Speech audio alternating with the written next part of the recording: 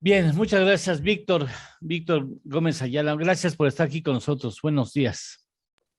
Muy buenos días, Eduardo. Un gusto estar contigo y con tu auditorio. Muchas gracias. Tú participaste en la reforma eléctrica, ¿no? En años anteriores. La conoces bien. Efectivamente, como funcionario público de la Secretaría de Hacienda, en su momento me tocó trabajar en el proceso de implementación de la reforma de 2013 en el sector eléctrico, es correcto. Oye, tú que la conoces por dentro, ¿crees que hay o hubo, se permitió, se fomentó o se toleró la existencia de abusos de las empresas que participarían o que se abrigarían a esta reforma? Mira, yo creo que todo depende de quién es el interlocutor con el que hables, el tipo de mensaje que te va a dar, ¿no? Lo que buscó la reforma, hay que recordar allá en 2013, en 2012, cuando se hablaba de estos temas, pues tenías que abrir un sector que había permanecido cerrado por mucho tiempo. El proceso de apertura del sector eléctrico, a diferencia del hidrocarburos, por ejemplo, que se habló mucho más en su momento, era un sector que se había abierto paulatinamente desde 1992 con la firma del TLC. Y esto había generado diferentes modalidades de participación del sector privado, sobre todo en la parte de generación, ¿no? Existió esa reforma y después estuvo la de 2007, donde se generaron muchos de los esquemas de participación del sector privado de los que se quejan hoy. Todas las sociedades de autoabasto, todo el tema de los PIEs, muchos de estos esquemas existieron desde antes de la reforma. La reforma lo que trató de generar fue precisamente nuevos mecanismos que corrigieron algunos de los vicios que se habían generado con esos esquemas. Mm. Al amparo de esos años que han pasado, ¿tú crees que se lograron los resultados que se buscaban? ¿Se mejoraron los resultados? ¿Acaban siendo mejores en la práctica o se quedaron atrás? Pues mira, es difícil, y esto lo digo muchas veces, es difícil evaluar un proceso de política pública que se interrumpió, ¿no? No acabamos de implementar la reforma de 2013 y entonces evaluar una reforma inacabada, Nunca, inconclusa, claro. pues es un poco ocioso el ejercicio, ¿no? Y no obstante eso, creo que hay muchos efectos que valorar de la reforma de 2013. Creo que el tema de cómo se generaron la atracción de inversión en el sector, en la parte de generación con las subastas de energía limpia, no lo viste en ningún otro país del mundo, ¿no? Este es un caso de éxito mexicano del cual se sigue hablando hoy en día en foros del tema especializados. Y también hay un tema importante que es cómo se iba a acompañar toda la parte de energía con la parte de capacidad, ¿no? Esto es algo de lo que incluso CFE ha hablado recientemente en sus redes sociales, ¿no?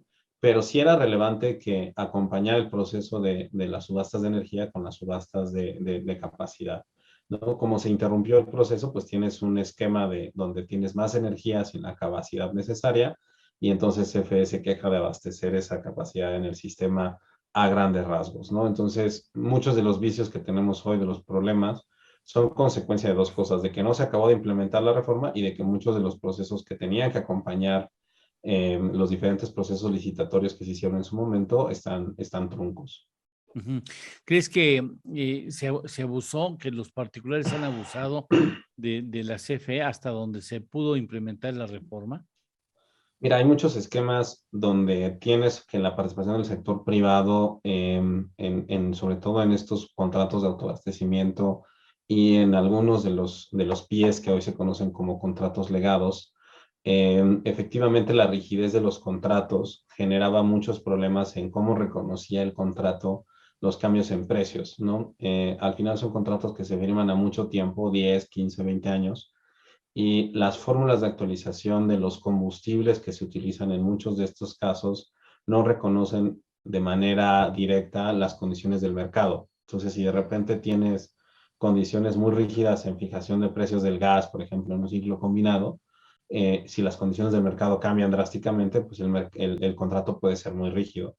En ese caso, pues fue un poco inexperiencia de las personas que firmaron estos contratos, fue un poco un proceso de apertura que no estuvo regulado de la mejor forma. Y entonces lo que necesitamos hacer es mejorar esos mecanismos. No quiere decir en los casos que se haya abusado, que no se haya pagado, no quiere decir que se hizo intencionalmente con eso, sino que la administración de riesgos no fue la más adecuada en ese momento. Ujú. Bien, o sea, sí hay áreas de oportunidad en la reforma que se hizo. Sí, lo que pasa es que la reforma que se hizo, te digo, corregía muchos de estos problemas y presentaba nuevos esquemas, ¿no? El problema es que tienes muchos modelos de relación público-privado que preceden a esa reforma, ¿no? El tema de los autobastos del que habla mucho el director de la CFE, el tema de los PIEs de los que se queja constantemente la CFE, son temas que preceden a la reforma de 2013, que la reforma de 2013 atacaba de una manera y que no se concluyó ese proceso. Entonces tienes un problema que precede y una solución que no implementaste. Como economista, ¿qué consecuencias pudiera tener para el país, para nosotros los consumidores, el hecho de que se trate de privilegiar a la CFE por sobre cualquier otro participante dentro de la industria eléctrica? Efectivamente hay un problema de competencia. Mira, la razón por la que se hizo la reforma de 2008 y luego la 2013 es porque el sector eléctrico comenzaba a ser un tema importante desde el punto de vista de finanzas públicas. Es decir, la operación de la CFE, los gastos en los que incurrían, empezaban a ser una presión importante de finanzas públicas.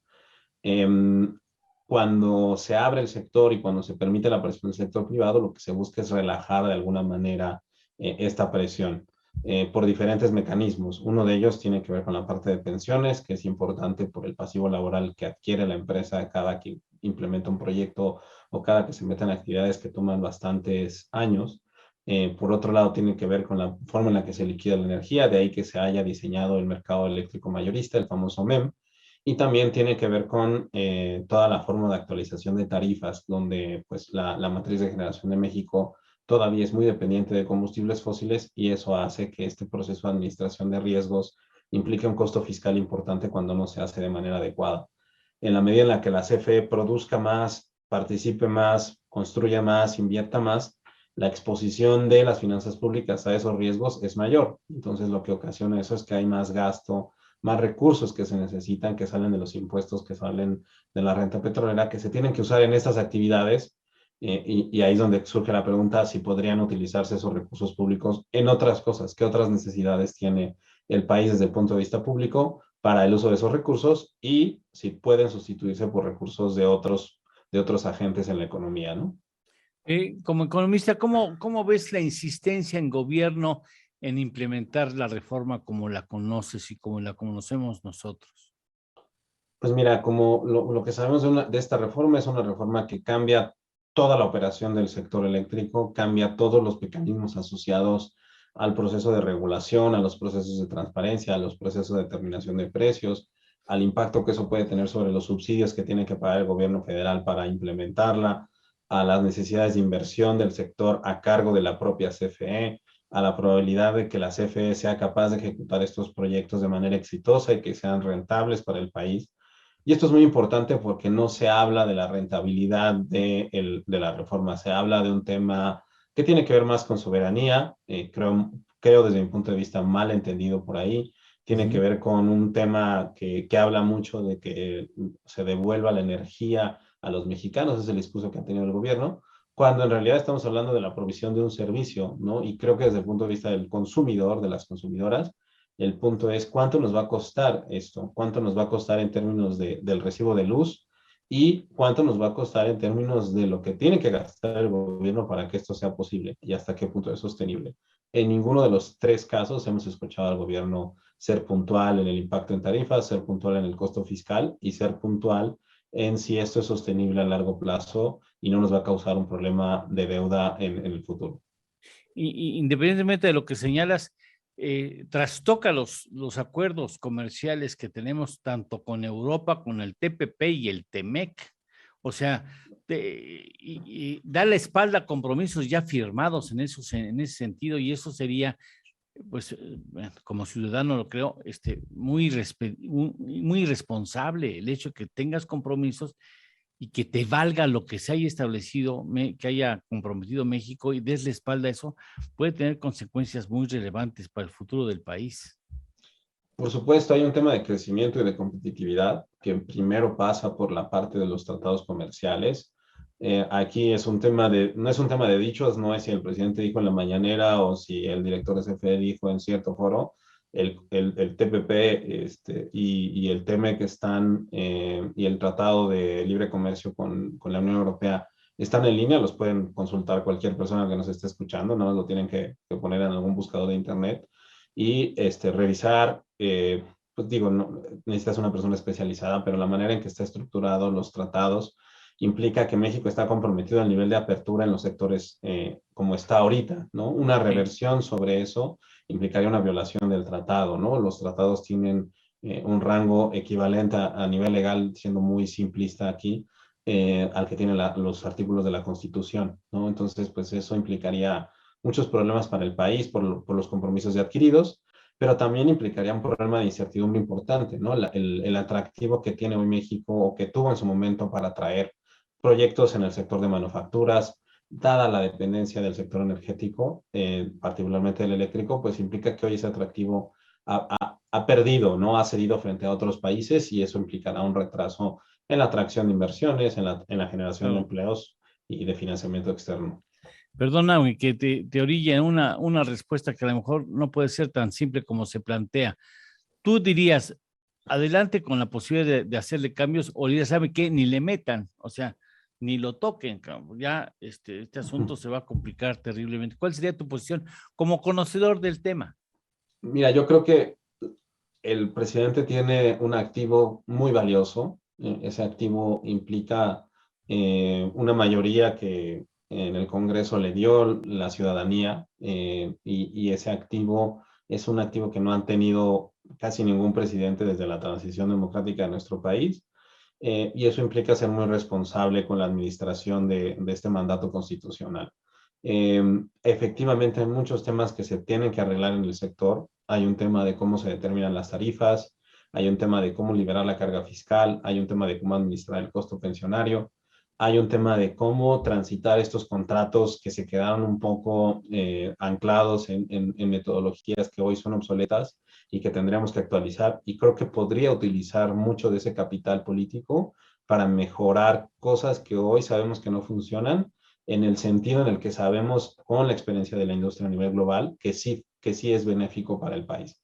Si efectivamente hay el capital político para hacer transformaciones profundas, creo que se debería utilizar en el diagnóstico que ya conocen las autoridades fiscales, que ya conocen los reguladores, que ya conocen los especialistas del sector, que se tiene que mejorar.